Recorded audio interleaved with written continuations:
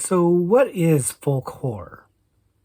Well, the answer, my friend, is blowing in the wind. No, wait, that's folk music.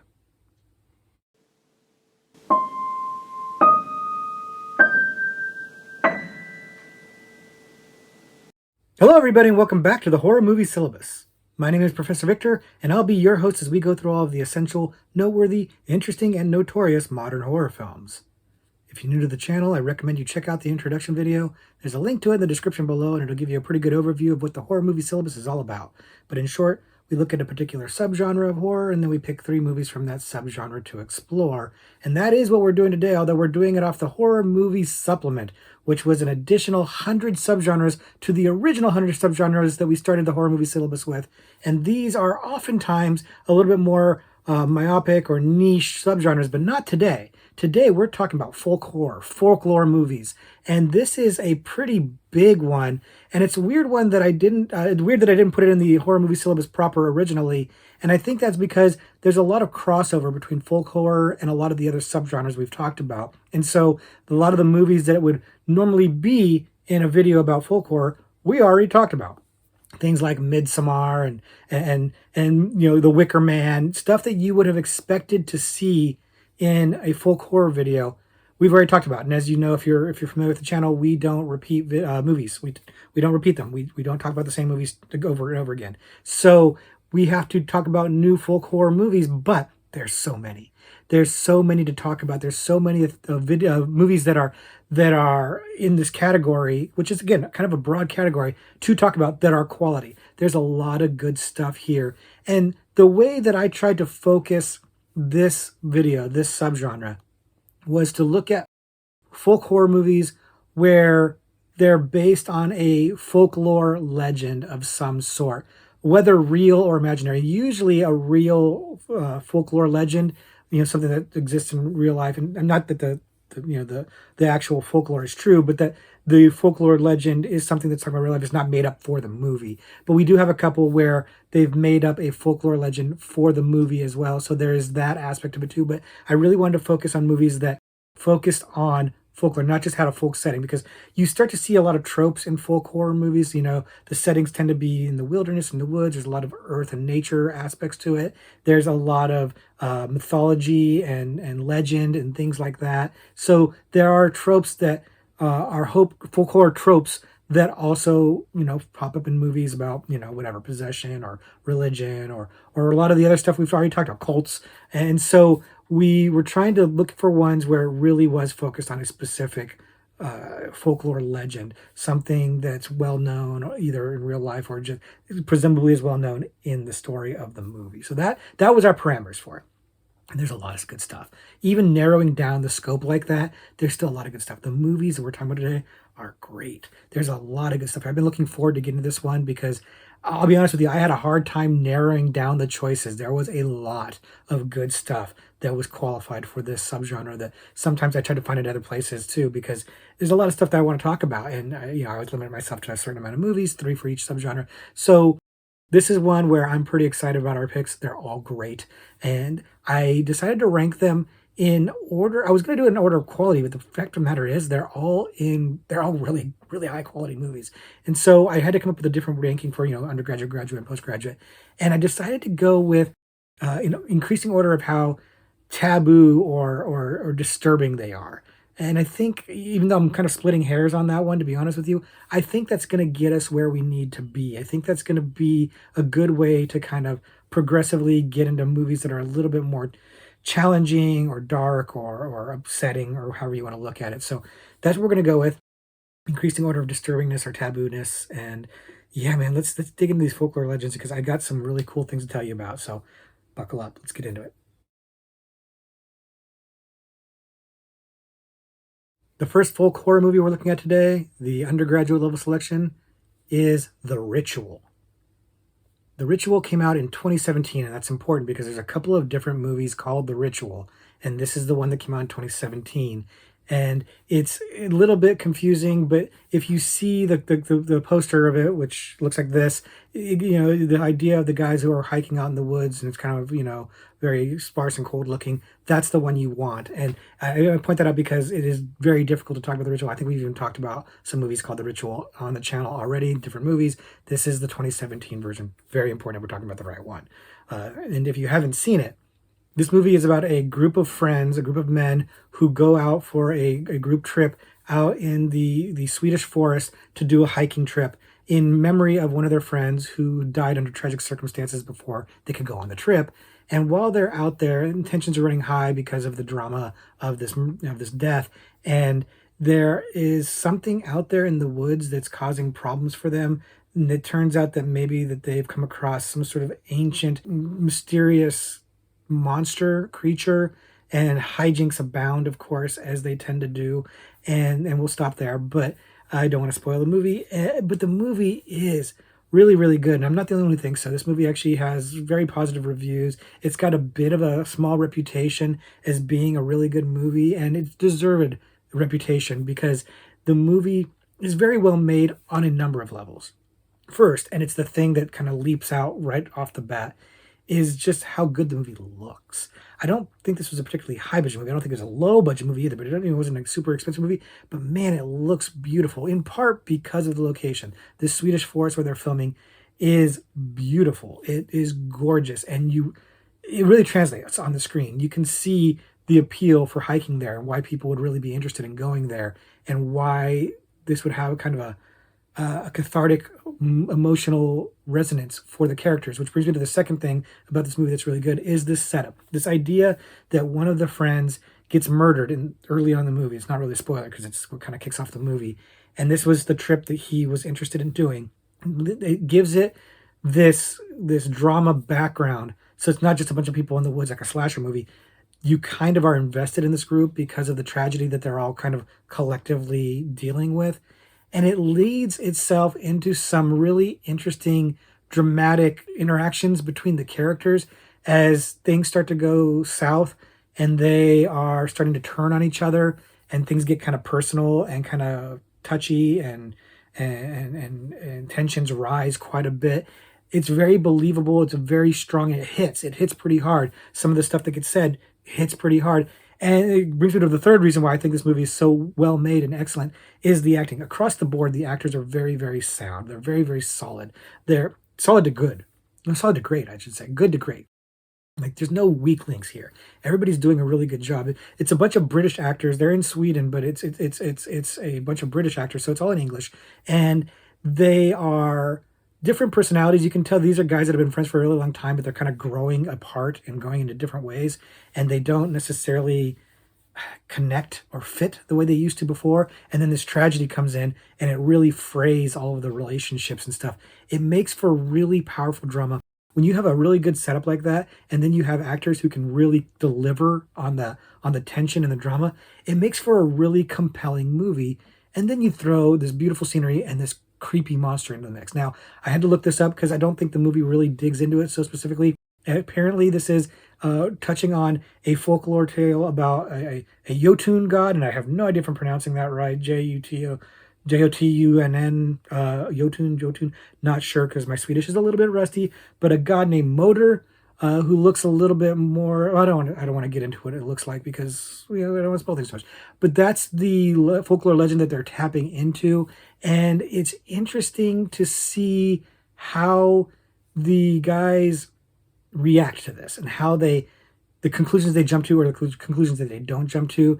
And it's one of those situations where at some point you start asking yourself, what would you do?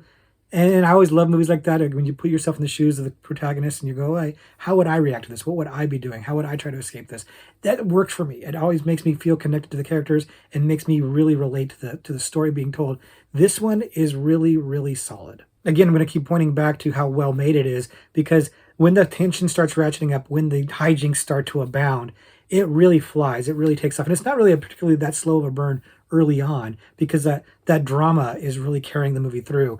All this, these themes of guilt and anger and stuff that they're sorting through the main character and his guilt. I won't go into too much, but it all really resonates. And so when the hijinks abound, you don't really feel like you've been waiting and waiting for it. It just happens, and it's just a natural progression of the story, and everything just is paced really, really well, and it just takes off. It just flies. I really, really like this movie. Like I said, it's got mostly positive reviews. People do seem to like it. People have seen it. They speak highly of it. I'm one of those people. I've always thought this movie's a little underrated, and also again because of the title, I think it gets lost in the shuffle with other movies that are also good. This one is definitely one, if you haven't seen it, that's worth checking out. It's worth seeking out if you haven't seen it. It's again a very simple story. It's not going to change your religion or anything like that to watch it. It's pretty simple. It's pretty basic, but it's done extremely well. And I think the movie winds up paying off and delivering the goods. So definitely recommend for me, if you haven't seen it before, you should absolutely check it out. And if you have seen it before, let's talk about it in the comments. I have a feeling you probably liked it too. Let me know what you liked about it. The second folk horror movie we're looking at today, the graduate level selection, is La Llorona. La Llorona came out in 2019, and once again, we got to point out that release date and be very specific about this. We are talking about the Guatemalan release, La Llorona, that came out in 2019, not any of the other ones named La Llorona that come out. In particular, Curse of La Llorona, which also came out, I believe, in 2019. So again, potential confusion with the titles. This is the Guatemalan movie. Again, here's what the cover looks like, the poster looks like, and it should theoretically be relatively easy to find because this one got a lot of critical acclaim. This one is one that was liked very much critically. Don't confuse it with the Conjuring universe one, please. Now, if you haven't seen it, this movie is about a former Guatemalan dictator and his family, and he's on trial for claims of genocide, trying to wipe out native Mayans in the country. And he's been found guilty, and there's a lot of political uproar and unrest. And a lot of the servants in his house are quitting because of the drama of it all. And they wind up hiring a new woman to help with the cleaning, etc. And she may not be the most benevolent person in the world. In fact, she might not be a person at all. And we'll go ahead and stop there so as to not spoil it for you. But if you're not familiar with the La Llorona folklore tale, the idea, and it's mostly a Mexican tale, but I think it's just all of Latin America that kind of has this idea of this weeping woman, which is what it directly translates into. This woman who is crying, mourning the loss of her children, which, depending on which version of the tale you've heard, she drowned herself because her husband was cheating on her or did something wrong, or they were drowned and she's angry about it. It's, like I said, it kind of changes depending on what region you hear it from, what version of it you're hearing it from. But that's the general idea, is like she is this crying woman, crying, mourning the loss of the drowning of her children. And if you hear her, it's a bad sign, it's a bad omen, she's coming to get you, kind of thing. That's the legend. What this movie does, and it's genius, frankly, is it kind of tweaks the legend a little bit to fit a very real political situation. They are basing this character, this general, on a real life general named Efren Rios Montt, who was charged and convicted of these crimes and then also was kind of released. And if that political backdrop very much mirrors real life. The movie's political backdrop mirrors real life. And then they've weaved the La Llorona story into this real historical event very, very well. Now, if you're one of those people that's like, oh, I don't like politics in my movies, maybe this one's not going to be for you because it's very much a political movie. It's not American politics. It's Guatemalan politics. It's the Guatemalan film. But it's really interesting how they take this real event, this, frankly, tragedy, and then tie La Llorona to it in a way that makes sense and just enhances everything. It enhances the story, the political story, and enhances the folklore tale. It really hit for me, and it hit for a lot of people. Like I said, this is a critically loved movie for good reason. It's just so well done. It's, again, another really well-made movie where the drama of the movie drives it so well. It's an interesting perspective to be with this dictator, this former dictator, this guy who's on trial for genocide, and his family. And it's weird because I don't think you're being asked to sympathize with the general at all, but you're kind of being asked to sympathize with his family, some of whom are kind of on his side, and so it's a really complicated situation where you're not really rooting for this family to be terrorized or victimized or whatever, but they're also problematic. They're a problematic family. It's a problematic protagonist. And so That's interesting. So right off the bat, even putting aside the folklore tale, it's an interesting drama. It's an interesting movie that's a challenging way to tell a story, to tell the story from this perspective rather than from the people who were wronged, the survivors who have testified against him or anything like that, or from the media investigating into it. It's from literally inside the house. Inside the house, it's surrounded by protesters. These, this family trying to figure out what to do, like how to stay safe, how to deal with these protesters and people who are getting increasingly more aggressive and violent. Very, very interesting. Very, very powerful. And then you weave in La Llorona into it. That's good stuff, man. It's really, really great. And it really hits hard. This movie has some dark stuff in it. Like I said, I've organized these into how much more taboo or difficult to get. This one, it's not the postgraduate selection, but it's still something to think about. Like the background of this, the way that the folklore tale gets woven into this, pretty rough. A lot of the stuff that's done during this genocide, pretty rough stuff. And again, true stories. So a lot of the sexual assault that's happening, a lot of the torture that's happening, the killing of children, stuff like that. It's heavy stuff. Now, most of this isn't shown, it's just talked about, but be aware, this is some heavy stuff we're talking about. And again, basing it on real life events, even though it's not a true story, basing it on true stories and true events makes it hit that much harder. This movie is essentially a revenge tale, and La Llorona's story is sometimes that. So it works really well, but it's one that feels more artsy and important than just like your basic revenge tale. And that, I mean, I know a lot of you hate the word. It elevates it. It makes it feel more important, more deep, like it's trying to have something more to say. Now, I usually use the word elevated to talk about movies that are allegorical. And in this case, I don't think it's so much allegorical as much as I think it's social and political commentary, and it's very overt. I don't think it's trying to be subtle at all. It's just using a supernatural way to make a comment about real life events that maybe weren't handled as justly or haven't been vindicated as much as they should have been. It's a movie about revenge. It's a movie about vengeance. And, it encouraged me to go and look some stuff up afterwards. I want to know, is this true stuff? Yes, it is. Made for some interesting reading. So if you like movies that kind of spark that in you, that kind of make you want to do a little digging and learn something, this is definitely the movie for you. And it's definitely better than like Curse of La Llorona or a lot of the other movies come out. Like if Joshua Movie Timelines ever does a dead last video about La Llorona movies, this is going to be number one. I can almost guarantee it. It's that good. It's a masterpiece of a movie. It's so well made. Definitely worth your time. Again, not necessarily for everybody. It's not the easiest of watches. And it's a little bit of a slow burn. I should probably warn you guys that it takes its time telling its story. But again, the drama is so compelling that you're not going to feel like you're missing anything or checking your watch, waiting for something to happen. It's gonna move. It's gonna feel good. It's gonna be a satisfying movie in a important way, not in a thrill way. So, challenging movie, important movie, great movie. High recommend for me. And I'm betting a lot of you have seen it because it was pretty popular. Let me know what you think. And the last movie we're looking at today, the postgraduate level selection, is Hagazusa, A Heathen's Curse. Hagazusa came out in 2017, and it's an Austrian film directed by a man named Lucas Fiegelfeld, who directed this as his final project for graduation from film school. He apparently crowdsourced the money to finish this movie and make it a feature film, his first feature film, and that's amazing. I had to point that out because if you're an aspiring filmmaker, this movie is both inspirational and discouraging to you because it's absolutely incredible. But it's like he did it on his own and he managed to pull off something amazing. And we're going to get into how amazing it is. If you haven't seen it before, the movie is about a young woman. You see her as a young girl at first, and you see her older, and she lives out in the mountains in the Austrian Alps. And the town people shun her, and they think she's a witch, and they treat her poorly when she comes into town to sell her milk. And she's generally living a solitary life. She has a child. We're not really clear who the father of the child was, but generally she's not living a great life. It's very solitary and down life.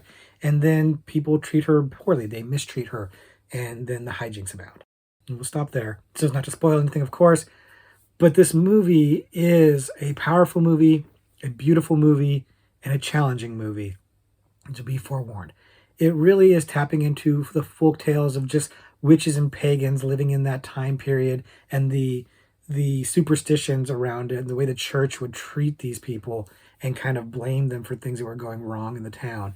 And it's interesting because what it's really tackling is the idea of how a person living with trauma who continually gets mistreated can wind up doing bad things. It really is focusing on that as its theme. And that's a powerful theme because right off the bat, you're seeing very early on in the movie the way this girl, she's a girl at the time, is being mistreated by her mother, who probably has a lot, or probably has some mental health problems, and is mistreating and abusing her daughter. And then her mother dies, and then it jumps to when she's older, and it's the same thing happening. She probably has some mental health issues herself. She has this trauma that she's lived with, and then the townspeople doing stuff to her just exacerbates that trauma and kind of just keeps pushing her and chipping away at her and chipping away at her until at some point she starts doing some drastic things. And they are drastic things. They're pretty bad. This movie has a lot of challenging stuff that's going to not be easy for a lot of people to watch. There is sexual assault in this movie, and it's shown. There is, stuff done to children that's not great.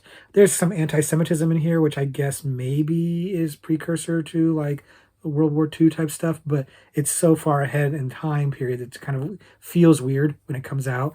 And it's just for a particular character. It's not like the movie is promoting or endorsing that. It's just there are characters who express these views. And it's interesting because it kind of again ties into this whole like superstition and people wanting to blame other people for bad things happening. Only in this case, this woman does start making bad things happen. And so it's a complicated one. It's a complicated story to see how this movie is trying to make a statement about something. And it's not necessarily super clear, but it's a feeling. And the feeling is very powerful. This movie has thick atmosphere. It really is like a slow burn movie, but it totally pays off. Like it actually things happen. It takes its time getting there, and it's making you feel a certain way. It's kind of really ramping up the dread, and you just know things are off. You feel unsettled for pretty much the whole movie, and again, it does pay off. But it's that vibe, it's that feeling. The best I think I could compare to would be The Witch, the Robert Eggers film, The Witch, which again, good folklore movie that we've already talked about before. But in terms of just the aesthetic and the feel of it, the vibe of it, very similar in that they're both movies are beautiful, but they're beautiful in very different ways. Like the scenery in this movie is absolutely gorgeous. It's brighter than The Witch. The Witch is kind of washed out and dour looking. This movie is brighter than that, but nonetheless, it still feels the same in terms of that kind of that dread and that feeling of just foreboding badness that's coming in. It's really great. It really is just a wonderful like experience. In this movie, you experience it. It just kind of washes over you. It's not something that keeps you on the edge of your seat. It's not something that, gets you hooting and hollering. And it's not something that scares you. It's not something that makes you jump. It's not something that makes you like bite your nails or whatever, or, clutch somebody's hand. It's just kind of dark and oppressive. And it's the kind of movie that just makes you kind of clench up and ultimately just kind of makes your stomach turn a little bit, So that's why it got the postgraduate spot. It really is a beautiful film about some really ugly things, frankly. And the fact that this is the first time filmmaker in film school blows my mind. This movie is so polished looking. It's so well done. The performances he's getting out of his actors are really great. It's so disturbing. And like I said, when I finished watching it and stopped and thought about what it meant and what it was trying to say, it wasn't clear to me. I really wasn't quite grasping the message. It's not super clear. But while watching it, I felt like it was telling me something, And like I said, doing the research after the fact, it does seem like he really wanted to focus on how trauma can lead to, and mistreatment can lead to people acting out in bad ways. Hurt people, I think would be the theme of the movie. And just understanding that and kind of going back and thinking about it, yeah, that actually makes some sense. That actually does track. And so it's a very kind of big and dark and deep and tragic story of something that's actually kind of rather common in our society about hurt people. And so I think it does have something important to say. It just may not be shouting it from the rooftops. It may not be super crystal clear. It may make you work for it a little bit, but I do think it's there. And even if you're not getting a message out of it, even if you're not really getting that thought out of it, it's just a beautiful film and a very compelling story, and it goes some places, man. So I'm guessing a lot of you haven't seen this movie. It doesn't seem like it's the biggest, most popular movie out there, and I kind of wanted to shine a light on it because of it, because it's absolutely fantastic movie. It's really great. So check it out if you haven't seen it, and if you have happened to seen it, by all means, let's talk about it. But I'm guessing again, not all of you had. Implore you, check it out if you have the stomach for it, and then let me know what you think, because again, I think it's fantastic. So those are our selections for the folk horror subgenre, but of course, I have some extra credit selections for you as well, because like I said, there's a lot of good stuff to talk about in this subgenre. I'm leaving stuff on the cutting room floor, guys. There's so many good movies, but let's talk about a couple of them right now. First extra credit movie I'm going to mention is An American Haunting. An American Haunting came out in 2005 and is maybe not the most beloved movie. In fact, a lot of you might be going, really? But yeah, it's an underrated movie in my opinion, and it's a movie that came out around the same time as a lot of these other haunting movies came out, and I feel like this one gets a little bit lost in the shuffle because it's a little bit more ambitious than a lot of the other movies, and maybe doesn't quite live up to ambitions, but still definitely worth talking about. So here we are talking about it. If you haven't seen it before, the movie is set in the 19th century in New England, and it's kind of a story about the Bell Witch, a real life folklore tale. And it's about a group of settlers, and there's a dispute about land. And as a result, this man who has tried to take the land of this woman who lives alone and is thought to be a witch, he wrongs her, she curses him and his family. And then hijinks start to abound as the daughter, in particular, starts to experience what seem to be supernatural events, and they're trying to figure out what's going on and to stop the hijinks, if you will. And we'll stop there so as to not spoil it. But the movie, like I said, I feel like it's underrated because it has these ambitions, and the ambition is making it a period piece. Now, it does have bookends at the beginning and end that are modern day, but it's mostly set in the 19th century. In fact, I wish the bookends weren't there. They're completely unnecessary. Just make the movie in the 19th century, make it a period piece. And it's got the late great Donald Sutherland in it. It's got Sissy Spacek in it, and the cast is very solid.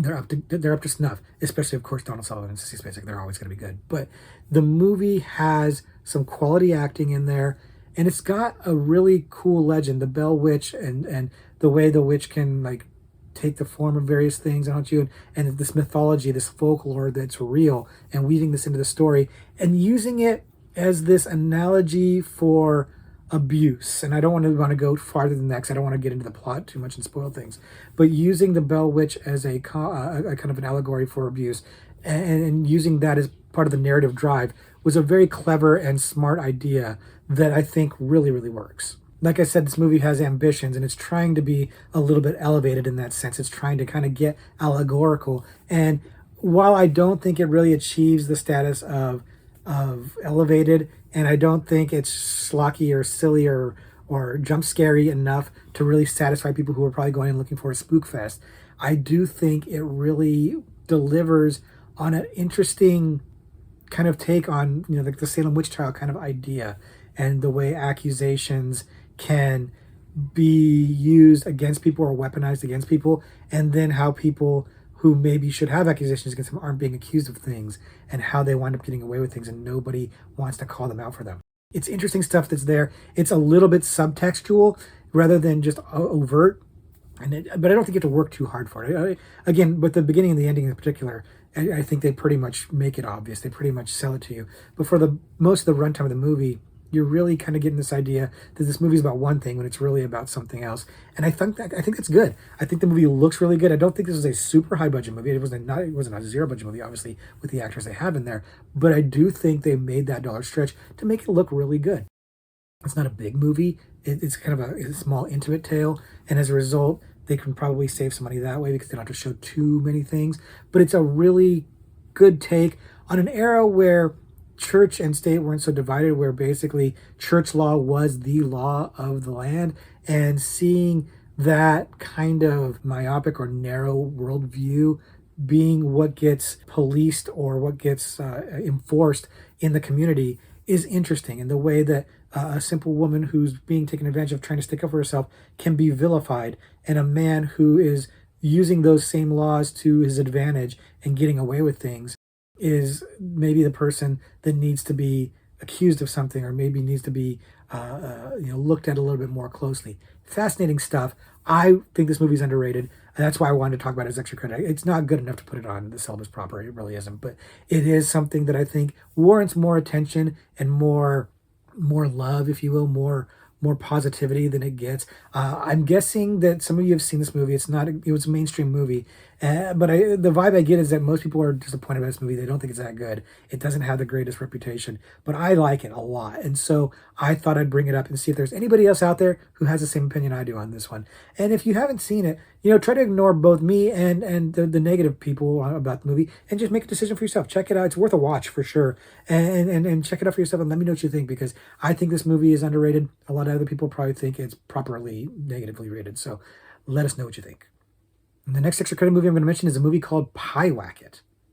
Pywacket came out in 2017 and feels like it's a little bit of a lesser known movie, although what reviews it does have seem to be quite positive, but it doesn't seem like this movie really made much of an impact on anybody. It's fairly recent, and it doesn't seem like this movie gets talked about a lot. And again, there's a lot of other folklore movies that are really, really good. So this one probably gets lost in the shuffle a little bit. And that's a shame, because it's excellent. I really, really like this movie, and I definitely think more people should be watching this one.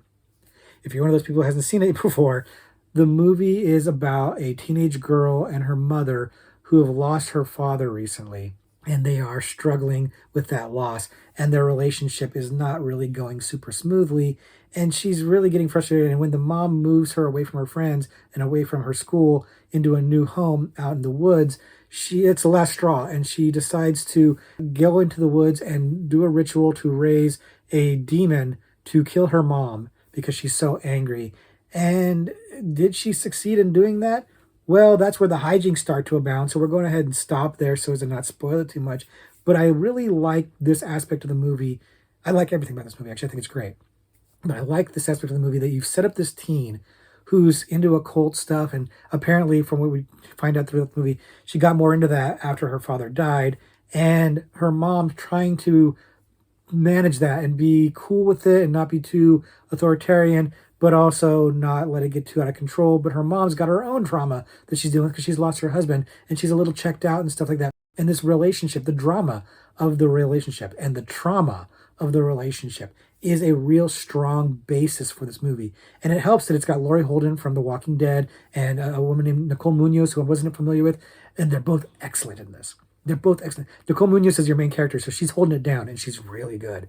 And then Laurie Holden playing the mom, really bringing that energy. The two of them together and these interactions, sometimes good, sometimes not so good, really sells the drama and the trauma of it, the trauma of dealing with this loss. It hit really, really well. Again, another movie where you could take the supernatural aspect out of this and just give me the drama, and it probably would be pretty compelling. This idea of this angsty teen and her mom trying to kind of figure out what their life is like now that a piece of their family has been pulled away from it. Really good stuff. It really resonated for me. But then you throw in the folklore. And the folklore idea of this shape-changing demon named Pywacket, who can be raised if you do a ritual, and comes after the mom or the intended target, is a cool one. It's kind of Pumpkinheady in a way, sort of. And so I'm down for that. I'm really down for that. Now, I will admit the movie has a little bit of an issue with some exposition-y type stuff. There's like this expert on the occult who she reaches out to, who gives her, an exposition dump about what's going to happen and what she needs to do, something like that. So be it. It's not great, that part. But overall, I don't care, because where the meat and potatoes is this family drama. These two women, a young girl and woman, who are kind of at odds, but also on the same side, and just how this is all shaking out. And then the demon itself is really interesting and really cool. I won't go into it too much, other than to say it looks good, and it really does a fascinating job of bringing scares to something that felt more like a drama in a way that really worked for me, and in a way that preserves kind of some questions as to what it is you're really seeing. And again, I don't want to spoil things too much, but the way the movie ends, you have some questions as to what really actually happened. And it's It's kind of an ambiguous movie, but it's not that ambiguous of a movie. I wouldn't put this in the ambiguous subgenre, for example. It really does fit here. But it's nice to see a movie that wants to not completely spell everything out for you, exposition notwithstanding. It really is trying to just give you an experience and then let you kind of figure out what you think happened. And I love that kind of stuff. I really do. I think this movie's great. Again, I think this is one that goes under the radar. People haven't seen it, and you should. It's a really good movie. I really enjoy it. I think the acting's top notch. I think it looks good. I think it's a really confidently directed movie that, again, low budget, very few locations, makes the most out of it and is very, very effective. So if you haven't seen it, check it out. Let me know what you think, of course. And if you do happen to have seen it, let me know what you think also. Am I overselling this one? Because I was super hyped on this one. I really, really like this one, and I really want to talk about it. This is one that almost made the syllabus. That's how much I liked it. So let me know again what you think, and let me know if I'm being too much on this one. And the last extra credit movie I want to talk about today is Lair of the White Worm. Lair of the White Worm came out in 1988, and it's definitely a different vibe from everything else that we're talking about today. And it's a Ken Russell film. So if you know Ken Russell, you know we're going to get a little sacrilegious. We're going to get a little bit sexy in a weird sort of way. We're going to get really weird. There's going to be a lot going on. And this movie's going to not feel the same way as the other ones, but I still wanted to talk about it because it's a trip. And I fear this is as good a place as any to talk about it because it is definitely a folklore movie. But we're going to get into all of that in just a second. First, if you haven't seen it before, the movie is about an archaeologist who's digging in a land in Scotland and uncovers some bones of what looks like kind of a dragon or a giant snake. And he's talking to the landowner about it and some of the other residents and wants to try to figure out what needs to be done because maybe there is a problem where this monster is going to, well, frankly, kill some people and create some hijinks. And of course, that is 100% exactly what happens. And I won't get into too much more than that, other than to say that the movie is surprisingly kind of a comedy. And I think it's intentional. Doing the research after the fact, people refer to it as a comedy. And I do think it's intentional. I do think that it's true. I think Ken Russell, in fact, Ken Russell has actually talked about it, or did talk about it after the fact, and talked about how weird it was that people tried to take it seriously. And I can get it because you can't take this movie seriously. It's borderline camp. I don't think it goes full blown camp, but it's very campy in a lot of ways, and it strangely works. And again, you wouldn't really think this if you're thinking about Ken Russell and you think about things like The Devils. It really does make some sense that you would be inclined to take it seriously, and you shouldn't. It's just very bizarre. But there is some really weird kind of serious stuff in there. There's a lot of, like I said, sacrilegious imagery in there revolving like the cross and like nuns getting sexually assaulted and stuff like that, which seems to be a Ken Russell favorite. It's some dark stuff, but it never feels too dark because the tone of the movie overall is just kind of weird and zany. Zany maybe be overstating it, but it is strange and it's kind of overly comedic when you would have expected it to be more dramatic. And it works. I think it's a good way to address this story, which is, again, kind of a weird story. It's based on a Bram Stoker novel, and it's dealing with something called the Lambden Worm, which is a real folklore tale in, I think, Scotland. The idea of, they call it the Lambden Worm, but it's not a worm. It's like a giant snake or like a dragon, and like this guy who killed the dragon and this curse and everything. And so they're tying all of that stuff into the story, and that's from the Stoker novel, and it goes into the movie too. But they're doing it in kind of a weird, goofy, lighthearted way, having a more modern take on it.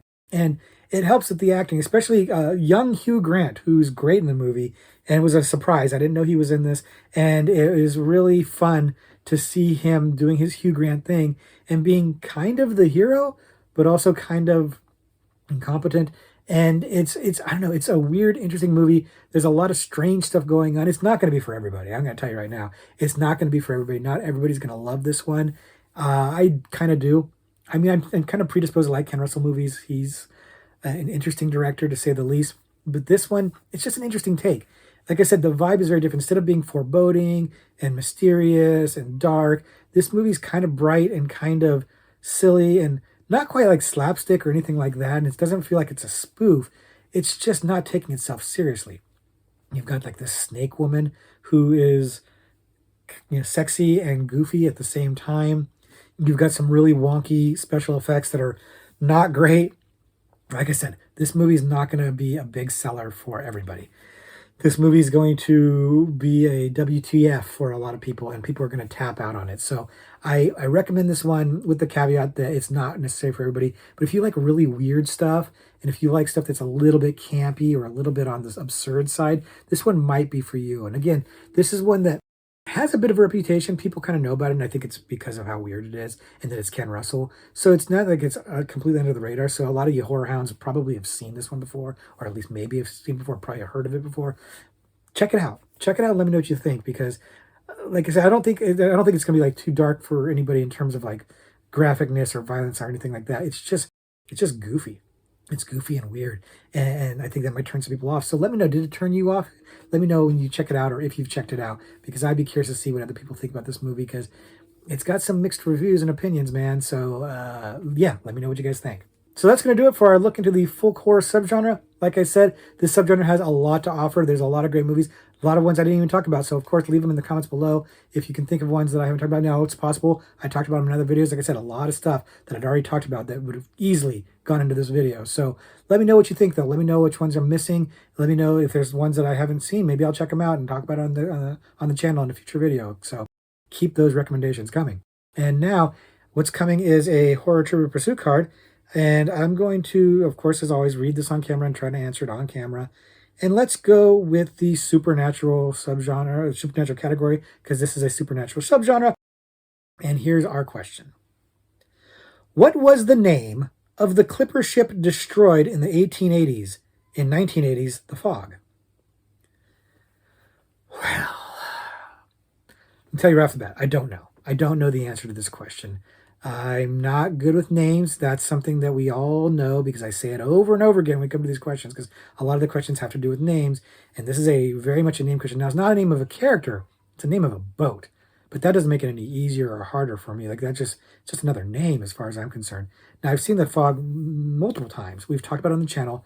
Great movie. Not one of my favorites of John Carpenter, honestly. There's several other ones that would go on the list before, but it'd probably still make the top 10. I'd have to think about that, actually, but it'd probably make the top 10.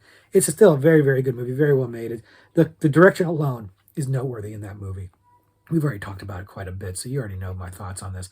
The question is, what is the name of the boat? I've even seen the remake, by the way, which is awful. It's awful. But that doesn't help me remember that. I don't even know if the name of the boat is the same in the remake. I don't even remember if there was a boat in the remake. I don't remember much about the remake, turns out, because I just remember that Tom Welling is in it. And it's awful. That's all I remember. But we're talking about the original, 1980. And yeah, there's the ghosts from the boat, blah, blah, blah. If you've seen it, you know what I'm talking about. If you haven't seen it, I should just not spoil it for you. You can go check it out for yourself. But the movie's boat, like, it's all about the history of the movie, right? The history of the town and the ship and how it ties into it, and the lighthouse and everything. It's all part of the mythology of the movie. So I know that the boat gets named a lot. And I know that it's pretty prominent in there. And I have some ideas. Like, I don't know the answer. I'm going to be guessing, but I have some ideas, and I'm going to start kind of hypothesizing out loud. So maybe lock in your answer now, because I'm going to start hypothesizing. I think the boat was like a European boat. I think it was like a British boat, and I think it was maybe named after the Queen. Like, so maybe Queen Elizabeth, Queen Victoria, something like that.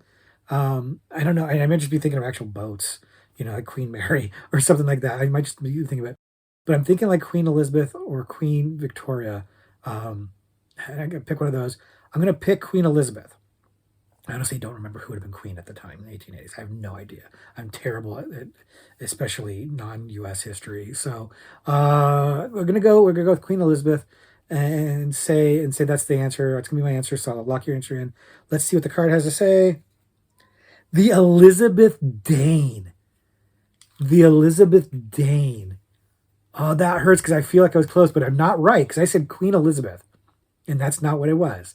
So I'm not right, but man, I feel like I was close. I kind of want to give myself partial credit. I'm not gonna. I'm just gonna say I'm wrong. I'll own it.